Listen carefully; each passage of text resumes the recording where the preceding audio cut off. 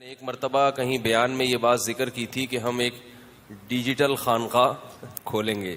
سنا ہوگا آپ لوگوں نے, ڈیجیٹل کہہ لیں یا ٹیکنیکل کہہ لیں. ہوگی وہ خانقاہ مگر ہوگی ذرا ٹیکنیکل قسم کی. تو اس کا پہلا تجربہ الحمدللہ کامیاب ہوا ہے, اللہ کا بڑا فضل ہے. جامعۃ الرشید میں ہم نے 3 دن کی ورکشاپ کروائی ہے. 3 دن کی نہیں, تقریباً 2.25 یا 2.5 دن کی. ابھی مکمل نہیں ہوئی ہے, تھوڑی سی باقی ہے. میں 2 دن سے مسلسل اسی میں مصروف تھا, تو ابھی صرف بیان کے لیے آیا ہوں, پھر واپس جانا ہے. اس میں تقریباً 18 یا 20 کے قریب شرکاء تھے, اور اس میں ہمارا شیڈول یہ تھا رات کو 9:30 بجے سونا ہے اور صبح 4 بجے اٹھنا ہے. سمجھ رہے ہیں اچھے بچے کیسے کب سوتے ہیں رات کو؟ ویسے تو رات کو جب آپ 9 بجے سو رہے ہیں 10, 11, 12, 1, 2, 5 گھنٹے بہت ہیں. 5 گھنٹے رات سونے کے لیے بہت ہے. 2 بجے اٹھنا چاہیے. لیکن یہ بھی سلوک کی پہلی منزل ہے. خانقاہ میں تو 17 منزلوں تک لے کے جاتے ہیں نا, تو یہ ابھی سلوک کی کیا تھی کہ چلو رات کو آپ 9 بجے سو جاؤ, پھر صبح کوئی آپ ٹینشن میں نہ ہو, آپ کو 9:30 بجے سو جاؤ, غم نہ ہو کہ ہمیں کم سلایا گیا ہے, لیکن صبح اٹھ جاؤ اچھے بچوں کی طرح. کتنے بجے؟ تو الحمدللہ تمام شرکاء کو ہم نے رات کو بلایا تھا, عشاء سے پہلے کھانا کھلایا, عشاء کے فوراً بعد ہم نے ان کو اچھے بچوں کی طرح. 18 لڑکے تھے, سب ایجوکیٹڈ, کچھ بیٹھے ہوئے, ان کا میں ابھی تھوڑا سا تعارف بھی کرواؤں گا. آپ آ جائیں آگے. یہ دمام سے آئے ہیں ورکشاپ میں شرکت کرنے کے لیے,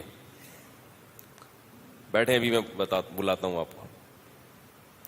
تو سارے ماشاءاللہ یونیورسٹیوں کے پڑھے لکھے لڑکے, اور اکثریت ان میں دینداروں کی تھی. دینداروں کا مطلب جو گیٹ اپ دینداروں والا, اکثریت کا ایسا تھا. باقی تو کون دیندار ہے کون نہیں ہے اللہ ہی بہتر جانے. اس میں جو شیخ صاحب تھے, ٹھیک ہے, جو پیر صاحب یعنی ہم جو بنے ہوئے تھے وقتی طور پر, میں نے ان کو پہلے بتا دیا کہ 3 دن کے لیے تمہارا پیر و مرشد کون ہے؟ میں ہوں. اس کے بعد بھلے نہ نہیں ہے, کوئی بھی نہیں ہے, فی الحال آپ کا پیر و مرشد کون ہے؟ ایسا ہی کہا تھا نا بھائی پہلے دن. ان کو مغرب کے بعد سب کو بلایا جامعہ میں. مغرب کے بعد سے ہم نے کہا ہمارا کام کیا ہو گیا ہے, سٹارٹ. اب 3, 2.5 دن یا 2.25 دن جو بھی بنتے ہیں, اس میں آپ کے پیر و مرشد کون ہے؟ میں نے کہا فی الحال آپ مجھ سے بیعت ہو. عشاء سے پہلے کھانا کھایا, عشاء کے فوراً بعد اچھے بچوں کی طرح. رات کو جلدی سونا صحت کے لیے انتہائی مفید بھی ہے اور انتہائی ضروری بھی ہے. اگر آپ رات کو دیر سے سونے کے عادی ہیں تو آپ پہ شوگر کا حملہ بہت جلدی کسی بھی وقت ہو سکتا ہے, چاہے آپ ساری زندگی کے لیے چینی چھوڑ دیں. شوگر کی بیماری کا بہت بڑا دخل کس سے ہے؟ یہ تو جسمانی نقصان ہوتا ہے. روحانی نقصان کیا ہوتا ہے کہ آپ کے دن کے کاموں کی ساری برکت ختم ہو جاتی ہے. ہم اسی لیے کام نہیں کر پاتے کہ ہم کاموں کا آغاز لیٹ شروع کرتے ہیں, جبکہ حدیث میں آتا ہے رسول اللہ صلی اللہ علیہ وسلم نے ارشاد فرمایا بورک لامتی فی بکورہا, میری امت کی برکت صبح ارلی ان دا مارننگ رکھ دی گئی ہے. بکور کا مطلب صبح نہیں, ارلی, بالکل صبح کا ابتدائی وقت. جب مرغا جو ہے نا, مرغے کو پتہ چل جاتا ہے کہ اب صبح ہو گئی ہے, تو جب بانکیں دینا شروع کر دیتا ہے نا مرغا, اس کا مطلب اب دن کا آغاز یہ فجر سے پہلے ہوتا ہے, صبح کا وقت شروع. سمجھ رہے ہو کہ نہیں سمجھ رہے؟ تو 4 بجے ماشاءاللہ یہ لوگ اٹھے. آدھا گھنٹہ ان کو تہجد کا دیا گیا. آدھے گھنٹے میں تہجد, دعائیں, جو بھی معمولات ہیں وہ کرنے ہیں. میں نے کہا ساری زندگی نہیں کرنا, لیکن فی الحال کر لو, اللہ نے چاہا تو باقی زندگی میں بھی انشاءاللہ عادت. بعض اوقات شیطان کہتا ہے یار یہ کون ٹینشن ہے تو اتنی, تو بھائی ابھی کر لو, تو اللہ نے چاہا تو انشاءاللہ عادت پڑ جائے گی. تو پھر 4:30 بجے ان کو ہم نے جامعہ کے قریب گراؤنڈ میں بھگایا. 18 لڑکے تھے نا. میرا خیال یہ تھا کہ میں مولوی ہوں تو سب سے سست میں ہوں گا. یہ تو ماشاءاللہ یونیورسٹیوں سے فارغ ہیں, میڈیکل, ایک ڈاکٹر بھی ہیں ہمارے پاس, کوئی انجینئر ہے, کوئی ڈاکٹر ہے, کوئی بزنس مین ہے, اور ماشاءاللہ ہیں بھی اب یہ دیکھ لیں ماشاء اللہ کیسے لال سرخ، پشاور کے ہیں یہ، دمام میں جاب کر رہے تھے، اسپیشل ورک شاپ کے لیے آئے ہیں یہ. تو لیکن جب اندازہ ہوا تو پتہ یہ چلا کہ ہم لوگ بھاگنے میں، چپل چرا کے بھاگنے میں تو بہت تیز ہیں، کسی کی گھنٹی بجا کے بھاگنے میں تو، ویسے ہی مذاق کر رہا ہوں، ایسا نہیں ہے، چپل وپل کوئی نہیں چراتا بھائی، لیکن ہم ویسے جو ہے نا، یعنی اکثر ساتھیوں کی حالت یہ تھی کہ 2-4 قدم چلنے کے بعد ان کا سانس، بولو بھائی، 2-4 ایسا ہی تھا نا. جہاں میں کہیں جھوٹ موٹ بولوں تو بتا دیں کہ یار مولوی صاحب یہ غلط بول رہے ہو یار، ایسا نہیں کرو، گواہ کے طور پر بٹھایا ہوا ہے. 2-4 قدم چلتے تو سانس کیا ہو جاتا، سے اندازہ ہوا کہ معاملہ بہت زیادہ، یار ابھی 30-35 سال آپ کی عمر ہے، آپ صبح 4 بجے جب آکسیجن کا تناسب ہوا میں بہت زیادہ ہوتا ہے آپ ویسے ہی فریش ہوتے ہو، اس وقت آپ 2 قدم جاگنگ نہیں کر سکتے، تو اس کا مطلب ہے کہ آپ کیا تیر مارو گے دنیا میں بھائی. انسان کچھ بھی کرتا ہے نا، بڑے بڑے کام، اس کے لیے صحت کا اچھا ہونا ضروری ہے. تو مجھے اندازہ ہوا کہ یہ معاملہ بہت زیادہ کیا چل رہا ہے، داڑیاں بھی ہیں ماشاءاللہ، نماز بھی پڑھتے ہیں، یہ تو چل ہی نہیں سکتے. چلو 50 سال کا آدمی ہو، اسے بھاگتے ہوئے تھوڑا سا وہ ہو رہی، تو 35 سال کے. تو میں نے ان لوگوں سے کہا کہ بھائی آپ بھاگیں، یہ خانقاہ ہے. اب آپ کہیں گے کس قسم کی خانقاہ ہے یار، خانقاہ میں تو ذکر اللہ ہوتا ہے، اللہ اللہ سکھاتے ہیں. اللہ کے بندو، جیسے نماز روزہ ضروری ہے مسلمان کو من حیث القوم، دنیا میں دین کو غالب کرنے کے لیے، یا اللہ اس کے رسول نے جو ہمیں حقوق بتائے ہیں، جو اللہ اس کے رسول کے حقوق ہیں ان کو پورا کرنے کے لیے بھی تو کوئی جسم میں اسٹیمنا ہونا چاہیے کہ نہیں چاہیے. یہ جو نبی نے فرمایا المؤمن القوی خیر من المؤمن الضعیف، طاقتور مومن کمزور مومن سے اللہ کو زیادہ محبوب ہے. تو یہ کیوں فرمایا آپ نے؟ اس لیے کہ وہ صحابہ میں اگر یہ قوتیں نہ ہوتی تو روم اور فارس کو فتح کر لیتے. وہ تو ایسے ہی ہوتا بنی اسرائیل کی طرح. موسیٰ علیہ السلام نے بنی اسرائیل کو کہا جاؤ فلاں قوم سے لڑو، تو انہوں نے کہا ہم نہیں لڑ سکتے بھائی، وہ تو بہت بڑا مسئلہ ہے وہاں پہ، ٹھیک ہے نا.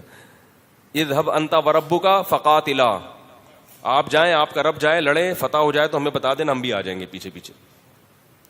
اور کتنے مواقع تھے، سست آدمی دنیا میں کوئی بھی کام نہیں کر سکتا.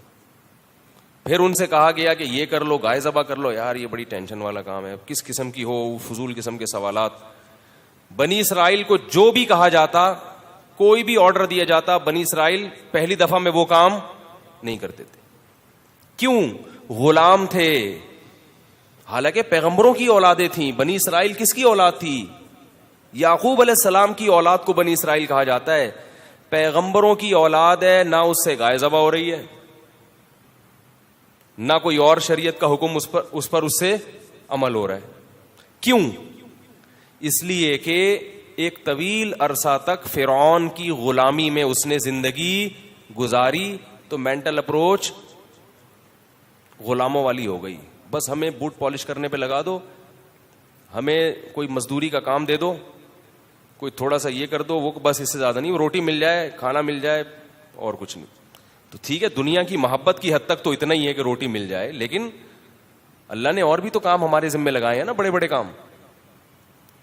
تو وہ نہیں کرتے تھے. یہ ہندوستان میں جب انگریز آیا ہے نا، تو انگریزوں نے یہ بات لکھی ہے کہ یہ جو مغل بادشاہ تھا نا آخری، کیا نام تھا اس کا، بہادر شاہ ظفر، میں اس کے مزار پہ گیا ہوں، وہاں مزار پہ کوئی حاضری دینے نہیں گیا ویسے عبرت کے لیے بادشاہ کے مزار پہ اس کی شاعری پڑھی میں نے وہاں جا کے، کیونکہ ہم مزاروں والے بولو بھائی نہیں ہیں.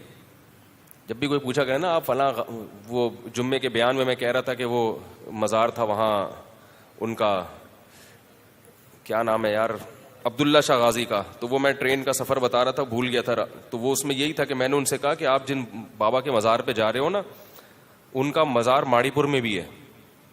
عبداللہ شاہ غازی کے 2 مزار ہیں، ایک وہاں بھی، ایک یہ وہ بچپن کا ہے اور یہ ان کے بڑھاپے کا ہے. ایسا چل رہا ہے. 2-2 3-3 مزار بھی چل رہے ہیں بزرگ کے. بھائی دکانیں ہیں یہ، بزرگوں کے ناموں کو کیا کرایا جاتا ہے؟ کیش. کچھ بھی بنا کے تختی لگا دو، پبلک طواف کرنا. جیسے ایک آدمی عجائب گھر گیا تو ایک کھوپڑی رکھی ہوئی تھی، پوچھا یہ کس کی کھوپڑی ہے؟ وہ عجائب گھر والوں نے تو پیسے بنانے کے لیے بنایا تھا, نوادر لا کے رکھ دیے. کیا ثبوت ہوتا ہے کہ یہ جیسے لاہور کا عجائب گھر ہے نا, حضرت علی کی تلوار, حضرت فاطمہ کی چادر, کچھ بھی نہیں ہے وہ, نہ حضرت علی کی تلوار ہے اور نہ حضرت علی کی پگڑی ہے, کچھ بھی نہیں, کوئی ثبوت نہیں ہے. یہ جو منہ مبارک دکھائے جاتے ہیں نبی کے, کوئی ثبوت نہیں ہے. پتہ نہیں اللہ معاف فرمائے کس کا بال اٹھا کے محمد صلی اللہ علیہ وسلم کی طرف منسوب کر دیتے ہیں. بہت بڑی گستاخی ہے یہ. تو کوئی سند نہیں ہے اس کی کہ یہ نبی صلی اللہ علیہ وسلم کا بال ہے. ایک حدیث ہم بغیر سند کے نہیں لیتے, تو آپ صلی اللہ علیہ وسلم کے جسم اطہر سے نکلا ہوا ایک ٹکڑا, آپ کے جسم کا حصہ, وہ بغیر سند کے کیسے مان لیں بھائی اس کو؟ کون اس کی گارنٹی دیتا ہے کہ مجھ سے فلاں نے بتایا؟ کوئی سند تو لے کر آؤ اس کی. تو وہ وہاں گئے عجائب گھر, ایک آدمی گیا تو ایک کھوپڑی رکھی ہوئی ہے, ویسے ہی پیسے بنانے کے لیے رکھی ہوئی تھی. اب جھوٹ تو پکڑا جاتا ہے نا, تو اس نے پوچھا یار یہ کس کی کھوپڑی ہے؟ انہوں نے کہا یہ سکندر اعظم کی کھوپڑی ہے. اس نے کہا یار تھوڑی دیر پہلے میں دیکھ کر آیا تھا, ایک چھوٹی سی کھوپڑی تھی, اس کے بارے میں نے ملازم سے پوچھا, اس نے بھی بتایا کہ یہ کس کی ہے, سکندر اعظم کی. اب وہ پھنس گیا. تو اس نے کہا وہ بچپن کی کھوپڑی ہے, یہ ان کے بڑھاپے کی کھوپڑی. ہم نے احتیاطاً دونوں قسم کی کھوپڑیاں جمع کر کے رکھی ہوئی ہیں, بچپن کی بھی ہے اور بڑھاپے کی بھی ہے. تو خیر, تو ان کو ہم نے جو خانقاہ میں جو مریدین تھے نا, ان کو ہم نے صبح 4 بجے بھگایا. کچھ تو بھاگے, کچھ تھوڑا کم بھاگے, کچھ تھوڑا سا بھاگے, کچھ تھوڑا سا سیکھ گئے کہ یہ بھی کوئی دنیا میں کام ہے, ایسا بھی ہمیں کرنا چاہیے. پھر آج دوبارہ بھگایا. اب ورکشاپ تو ختم ہو گئی ہے. ورکشاپ جو تھی نا مغرب میں, ہم نے سارا جو ان کا تھیوریز تھی وہ پڑھا کے ختم کر دی, پریکٹس وغیرہ کروا کے, لیکن ان کو جامعہ میں روک لیا ہے. روکا اس لیے کہ اگرچہ آپ کی چھٹی ہے, مگر آپ آج دوبارہ عشاء سے پہلے کھانا کھائیں گے, عشاء کے بعد آپ فوراً سو جائیں گے, صبح 4 بجے اٹھ کے دوبارہ کیا کریں گے؟ اب میں بھی وہیں جاؤں گا, میں بھی صبح 4 بجے میں وہاں پہنچوں گا. شیخ صاحب نہیں ہو تو پھر فائدہ کیا ہے؟ پیر صاحب سو رہے ہیں خراٹے لے کے, مریدین کیا کر رہے ہیں؟ بھاگ رہے ہیں, کہیں ہمیں مروا رہا ہے. اور میں ایسا شیخ ہوں جو اپنی اصلاح کے لیے یہ کام کر رہا ہوں. ان کو پہلے میں نے بتا دیا کہ میں بھی 17ویں منزل پر نہیں ہوں, میں بھی پہلی منزل پر ہی ہوں. تو مقصد یہ ہے کہ ہم بھی سیکھ لیں گے اس بہانے, آپ کو بھی سکھا دیں گے تو ہم بھی سیکھ لیں گے. تو پہلے ہم نے بتا دیا کہ ہم زیادہ فنٹر گیری کی ضرورت نہیں ہے, ٹھیک ہے, ہم بھی آپ جیسے ہی ہیں, آپ جیسے ہی نالائق ہیں, سب پیر مرید سب ایک جیسے ہیں اس میں. ایسا جب ڈیجیٹل خانقاہ ہے تو پھر اس کے اصول بھی نرالے ہیں نا. عام خانقاہ میں اصول یہ کہ پیر پہنچے ہوئے ہوتے ہیں, مرید وہاں تک پہنچنے کی کوشش کر رہے ہوتے ہیں. ہماری خانقاہ کا اصول ہے کہ پیر بھی نہیں پہنچا ہوا, مرید بھی نہیں پہنچے ہوئے, سب مل کے ایک ہدف تک پہنچنے کی کوشش کر رہے ہیں. ہم نے کہا بھائی ہماری بھی زندگی بھی بکھری ہوئی ہے, تو ہم بھی چاہتے ہیں کہ اس میں کوئی انتظام آ جائے. تو تکرار کے طور پر ہم نے یہ ورکشاپ کروائی ہے کہ ہم بھی انسان بن جائیں, آپ بھی انسان بن جاؤ. تو نہیں بنے تو پھر دوبارہ کوشش کریں گے, پھر کوشش کریں گے. تو کوئی کسی کو جانچنے کی کوشش نہ کرے کون کتنے پانی میں. تبلیغ میں نکلتے ہیں نا بھائی, سب سیکھنے والے ہیں. تو تہجد بھی ہو گئی, صبح کیا ہو گیا ان کا, ورزش بھی ہو گئی, ٹھیک ٹھاک پسینہ نکالا الحمدللہ. اس کے بعد 2-4 ان کو یوگا کی ورزشیں بتائیں جو دماغ کو فریش کرنے کے لیے ضروری ہیں, زیادہ نہیں, 2-4, اس سے دماغ فریش رہتا ہے, تھوڑا سا جسم فٹ فاٹ رہتا ہے. اور پھر ان کا نہائے دھوئے, صاف ستھرے کپڑے پہن کے فجر کی نماز پڑھنے گئے. خدا کی قسم اتنا مزہ آیا کہ مزہ آیا نہیں آیا مجھے. صبح کے وقت جو ہے نا ہوا میں آکسیجن کا تناسب بہت زیادہ ہوتا ہے. وہ آپ جب جاگنگ کرتے ہیں یا واکنگ کرتے ہیں, جاگنگ نہ تو چلو تیز واکنگ بھی ہو جائے, تو ذہن اتنا فریش ہوتا ہے. میں نے کسی حکیم کی کتاب میں پڑھا, ایک بہت ماہر حکیم تھے, کہ اتنی انرجی آپ کو ملتی ہے صبح ہوا میں سانس لینے سے جو کئی گھنٹوں کے لیے کافی ہے. اور اس میں حکیم صاحب نے یہ بھی لکھا کہ کئی گھنٹوں کی نیند آپ کو اتنا فریش نہیں کرتی جتنا صبح کی واکنگ فریش کر دیتی, جو ہوا خوری ہے فریش کرتی. ریسرچ ڈاکٹروں کی زیادہ ہے, صحت حکیموں کی اچھی ہے. صحت کے بارے میں معلومات ڈاکٹروں کے پاس زیادہ ہوتی ہیں. کیا خیال ہے بھائی؟ وہ تو ایک حکیم تو چھوڑو ہوتے ہیں. حکیم سے تو معلومات لینے سے پہلے گوگل پہ سرچ کر لیا کرو کہ یہ معلومات لینے کے قابل بھی ہے یا نہیں ہے. ایک نمبر کے پھینکو ہوتے ہیں اکثر, سارے نہیں, کچھ اچھے بھی ہوتے ہیں لیکن اکثر پھینکو ہوتے ہیں. لیکن صحت پھر بھی کس کی اچھی ہوتی ہے؟ میں نے 100 سال کے حکیم دیکھے ہیں, 99 سال کے حکیم دیکھے ہیں, ایسی فٹنس. ابھی ہمارے محلے میں ایک جہاں میں رہا کرتا تھا ایک حکیم صاحب کا پچھلے سال یا 2 سال پہلے انتقال ہوا ہے. 100 سال سے اوپر عمر ہوگی ان کو. میری بڑی اچھی دوستی تھی ان سے. میرے والد صاحب کے دوست تھے, دہلی کے تھے وہ. جب ہاتھ ملاتے تھے تو ہاتھ چھڑانا مشکل ہو جاتا تھا. دہلی کے تھے وہ, اور چھوٹا سا مطلب تھا, کوئی بہت پہنچے ہوئے بھی نہیں تھے, چھوٹے موٹے نسخے ٹوٹکے بتاتے رہتے تھے لوگوں کو.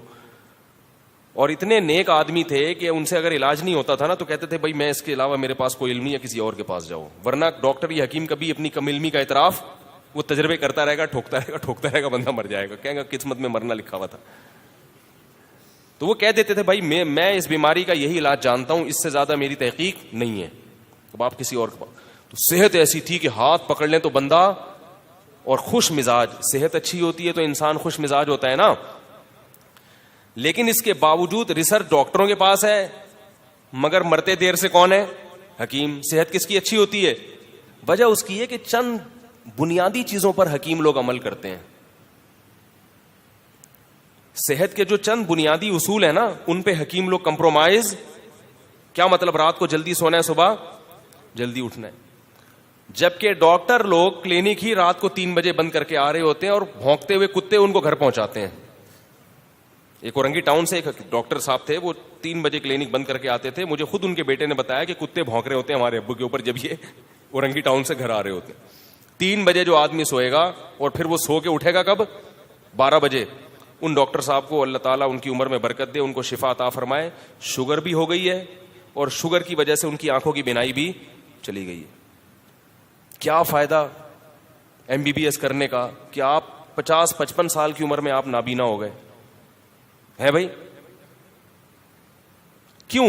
ریسرچ بہت ہے, شوگر کے بارے میں پوری کتابیں لکھ دیں گے, لیکن رات کو جلدی نہیں سو رہے اور صبح اٹھ نہیں رہے جلدی. بات نہیں آ رہی میرے خیال ہے.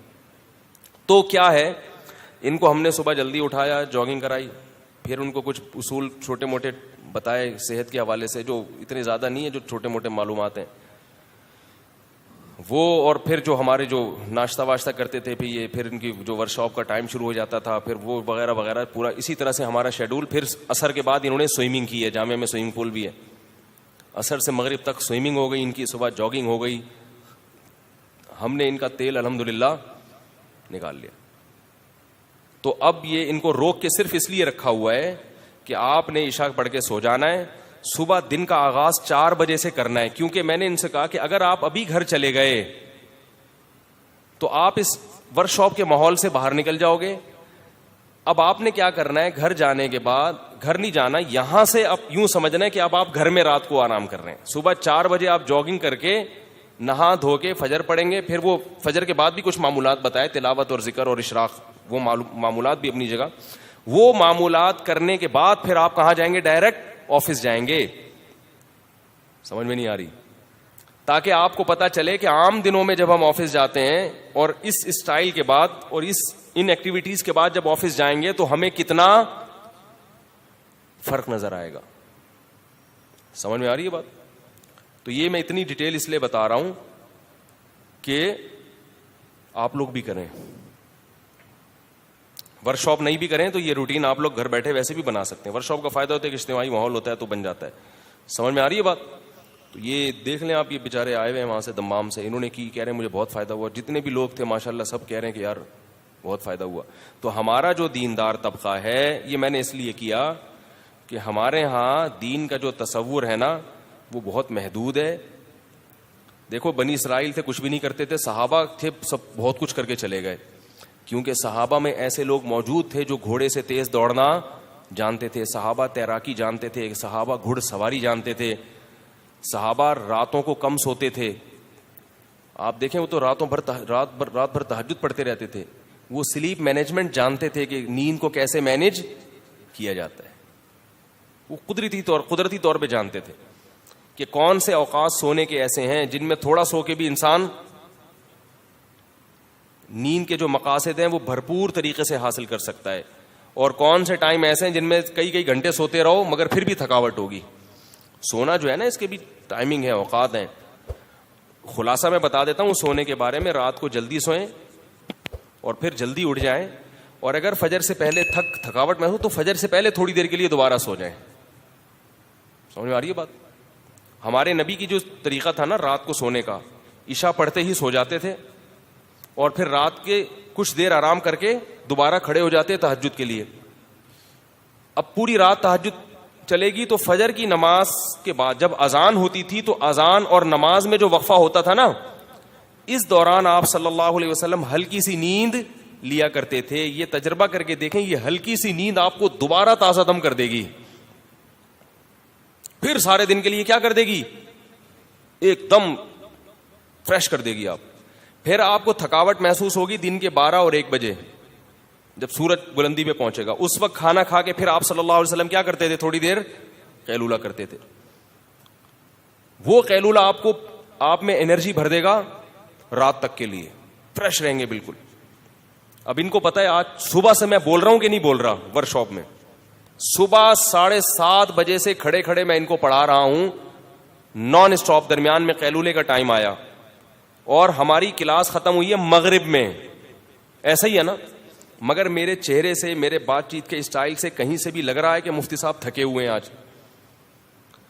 مجھے تو آپ لوگ تھکے ہوئے لگ رہے ہیں, کہیں سے لگ رہا ہے کہ تھکے ہوئے ہیں. حالانکہ میں اگر نیند کو شمار کروں تو میری 24 گھنٹے میں جو نیند ہوئی ہوگی میرا خیال ہے بمشکل 4 گھنٹے کی ہوئی ہوگی.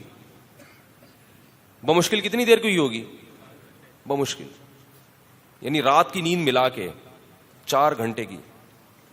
تو یہ چیزیں بھی کیا ہیں میرے بھائی, سیکھنے کی ہیں, تاکہ ہم اپنے اوقات کو زیادہ سے زیادہ جاگ کے ذہن کو فریش رکھ کے مفید کاموں میں کھپا سکیں. ہمارے دن کے زیادہ تر حصے خراٹے لیتے ہوئے 12 بجے معذرت کے ساتھ ایسے اٹھتے ہیں جیسے اللہ معاف فرمائے, بس نہیں بولے کیسے. کوئی 11 بجے اٹھ رہا ہے, کوئی 10 بجے اٹھ رہا ہے, منہ دھوتا ہے, پھر جا کے 10 بجے اٹھے گا, ناشتہ واشتہ کر کے آفس پہنچے گا, 1 بجے پھر ٹون ہونا شروع ہو جائے گا, تھکاوٹ شروع ہو جائے گی, کیونکہ دوپہر کا وقت تھکاوٹ کا ہوتا ہے, پھر دماغ میٹر شارٹ ہونا شروع ہو جائے گا. تو یہ عجیب سا لائف جو ہے نا ہماری گزر رہی ہے. تو اللہ کا بڑا فضل ہے, یہ عثمان بھائی نے کروائی ہے مجھ سے گن پوائنٹ پہ کہ یار کرا دیں اب. تو اس کے الحمدللہ بہت اچھا رزلٹ سامنے آیا. ایک تھوڑا سا مجھے خود بہت فائدہ ہوا, کیونکہ میں بھی سستی کا شکار ہو گیا تھا, میری بھی روٹین ساری خراب ہو گئی تھی. اور ایک بات یاد رکھو, اگر کبھی آپ کو خیال ہو نا کچھ کام ایسے جو رات ہی کو کرنے کے ہیں, تو اس میں پھر بجائے اس کے کہ آپ عشاء کے بعد کریں, آپ عشاء کے بعد سو جائیں, رات کو 2 بجے اٹھ کے شروع کر دیں وہ کام. اس لیے جو ٹائم لینڈر والے ہیں نا سلیمان احمد صاحب, یہ ساری ترتیب انہی نے ہم کو بتائی ہے, اور یہ قرآن و حدیث سے ثابت ہے یہ سب. تو میں نے ایک دن فون کیا ملاقات کے لیے, میں نے کہا ملاقات کرنا چاہتا ہوں, تو کہہ رہے ہیں صبح 2 بجے انشاءاللہ میں آپ سے ملاقات کروں گا. ٹھیک صبح کتنے بجے, 2 بجے. واقعی ایک آدمی 9 بجے سو کے یا 9:30 بجے سو کے صبح 2 بجے تو اس کو لگتا ہے کہ صبح 2 بجے, اتنا فریش ہوتا ہے. اب آپ کے پاس پوری رات تہجد پڑھیں, چاہے اپنا کوئی لیپ ٹاپ لے کے آفس کا کام کر لیں اس میں, اور فجر سے پہلے 5-10 منٹ کے لیے آپ دوبارہ سو جائیں. آ رہی ہے سمجھ میں کہ نہیں آ رہی؟ امیدیں آ رہی ہوگی انشاءاللہ. تو اب میں وہ بیان کرتا ہوں وہ کہاں سے آج چل رہی تھی, قرآن مجید کی آج. یہ اصل بات جو رہ گئی کہ بھائی یہ دیندار کے لیے اس لیے ضروری ہے, ویسے تو بے دین ہو دیندار ہو سب کے لیے ضروری ہے. یہ ایکٹیویٹی پر آپ آئیں گے نا تو خود بخود دین بھی آپ کی زندگی میں آنا شروع ہو جائے گا. جب 4 بجے اٹھ کے ورزش کرو گے تو آدمی کہے گا یار آپ فجر بھی پڑھ لو یار, ٹھیک ہے نا, کیا جا رہا ہے. اور میں آپ کو بتا دوں, ایک دن یہ کر کے دیکھیں, مزہ نہ آئے نا تو جتنے پیسے میں نے لیے آپ مجھ سے واپس لے لیں, مزہ بہت آئے گا انشاءاللہ. بہت سارا دن آپ کا اتنا اچھا گزرے گا, آپ کی آنکھوں میں روشنی آپ کو زیادہ محسوس ہوگی. تو یہ دینداروں کے لیے اس لیے ضروری ہے کہ ہمارے ہاں نمازی بھائی, حاجی اور عمرہ کرنے والے سست مشہور ہو گئے ہیں پوری دنیا میں. گھر میں جو بچہ دیندار ہوتا ہے سب سے زیادہ سست, کیا خیال ہے, وہی ہوتا ہے. اچھا بھلا محلے کا ہیرو بنا ہوا پھر رہا ہوتا ہے, نماز روزے میں لگا تو بالکل ہر کام سے گیا, سوتا رہتا پڑا ہوا. تو اس کو کنٹرول کرنے کی ضرورت ہے, ہم سب کو ہے یہ روٹین. اور یہ غیر مسلم اس طرف آ رہے ہیں. چائنا میں پتہ ہے آپ کو, انہوں نے پوری مہم چلائی, انہوں نے ریسرچ کی کہ کام کے اوقات صبح ہیں, صبح ان کی یہ ریسرچ ہے میڈیکل, یعنی جو ان کے جو ماہرین ہیں نا وہ بھی یہی کہتے ہیں کہ صبح کے وقت میں کام میں برکت ہوتی ہے، یہ وہ بھی اس کے قائل ہو گئے ہیں. تو چائنا میں پوری ایک مہم چلی تھی ان کی حکومت کی طرف سے کہ قوم کو صبح جلدی اٹھنے کا عادی بناؤ. مہم چلی، اس کے بعد انہوں نے پوری قوم کو صبح جلدی اٹھنے کا عادی بنا دیا. لہذا وہ پورا چائنا، جو لوگ چائنا میں رہتے ہیں وہ جا کے دیکھ لیں، فجر سے پہلے ان کے کام شروع ہو جاتے ہیں، فجر سے پہلے ان کی ایکٹیویٹی شروع ہو جاتی ہیں. یہ گریک کلب ہے نا، یہاں سلیمان احمد صاحب کوئی ورکشاپ کروا رہے تھے، تو ہم گئے وہاں پر رہنے 3 دن کے لیے. تو اس کے قریب میں چائنیز آئے ہوئے تھے، غیر مسلم ہے، لیکن ہم یہ دیکھتے تھے کہ وہ فجر سے پہلے اٹھ کے اپنے کام، فجر سے پہلے اٹھ کے ایکسرسائز کرتے ہیں، پھر باقی اپنے کام کا شروع کر دیتے ہیں. تو غیر مسلموں کو یہ چیزیں سمجھ میں آ گئیں. ابھی کسی نے بتایا کہ دبئی میں ایک گورے نے کسی کو کہا، جن کو کہا انہوں نے بتایا کہ مجھ سے گورا کہہ رہا تھا کہ یار تمہارے مذہب میں تو یہ ہے کہ صبح جلدی اٹھنا چاہیے، تو یہ پورا دبئی سوتا کیوں ہے 11 بجے تک؟ یہ تو عرب لوگ ہیں. اس نے کہا ہم جلدی اٹھتے ہیں اور یہ پڑے ہوئے سو رہے ہیں، جبکہ تمہارے مذہب میں تو تمہارے تو نبی نے فرمایا بوری کلی امتی فی بکوریہا، اللہ نے میری امت کی برکت صبح کے وقتوں میں رکھی ہے. باقی اس میں بہت سارے اشکالات ہیں. پونی جسے کہا جاتا ہے کہ یار صبح ہم اٹھ کے بیٹھ جائیں گے تو سارا گھر تو سو رہا ہوگا، ہم کیا کریں گے، نہ دکان کھول سکتے ہیں نہ آفس جا سکتے ہیں. تو جب آپ ورکشاپ میں آئیں گے تمام پونیاں آپ کے دلوں سے یہ اشکالات انشاءاللہ نکالیں گے کہ صبح کیا کیا گیا تھا.